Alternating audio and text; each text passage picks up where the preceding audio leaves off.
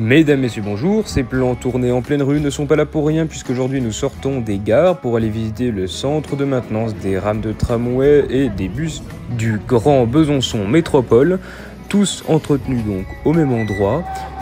Nous allons pouvoir découvrir les nouvelles rames qui seront mises en service en novembre 2025 et des nouveaux bus livrés cette année et en 2022.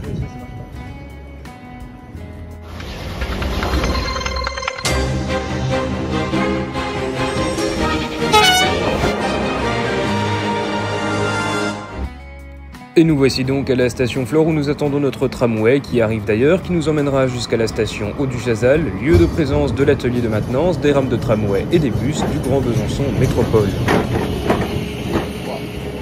Et commençons tout de suite avec ce que tout le monde attend, à savoir les nouvelles rames de tramway Alstom. Cette commande passée en 2023, groupée avec Toulouse et Brest, dont les premiers exemplaires ont été livrés à Besançon.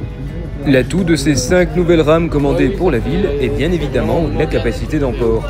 Ces 5 nouvelles rames vont pouvoir accueillir 200 passagers au lieu de 130 pour les anciennes versions, ce qui dégagera largement les pôles bien saturés de Chamard, République et surtout Micropolis. A noter qu'une option avait été posée lors de la commande prévoyant l'ajout de 3 hypothétiques rames de tramway pour passer de 5 à 8, mais elle n'a pas encore été confirmée à ce jour. Ces nouvelles rames mesurent donc 33 mètres, contrairement aux anciennes qui en font 24, mais les infrastructures avaient déjà été pensées pour accueillir des rames plus longues, avec un hypothétique allongement des anciennes, ce qui n'a pas été fait, la collectivité ayant privilégié l'achat de nouveaux véhicules en raison de l'état partiellement dégradé des anciens.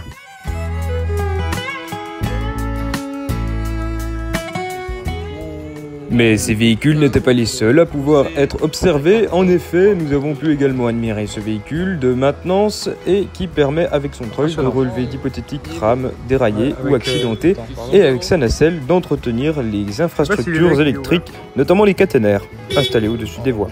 Un premier bus était également exposé, à savoir cette Iveco Urbanway BHNS mesurant 18 mètres de long et motorisé au gaz naturel. Pas en jour d'exploitation. Et le dernier bus à être présenté était ce Elias GX 137 LLEC ou Full Elec présent au nombre de 4 dans le parc du Grand Besançon Métropole. Détail amusant d'ailleurs, en raison de sa hauteur, il ne peut pas circuler sur certaines lignes. Une rame de tramway était également rehaussée, occasion de la voir de plus bas.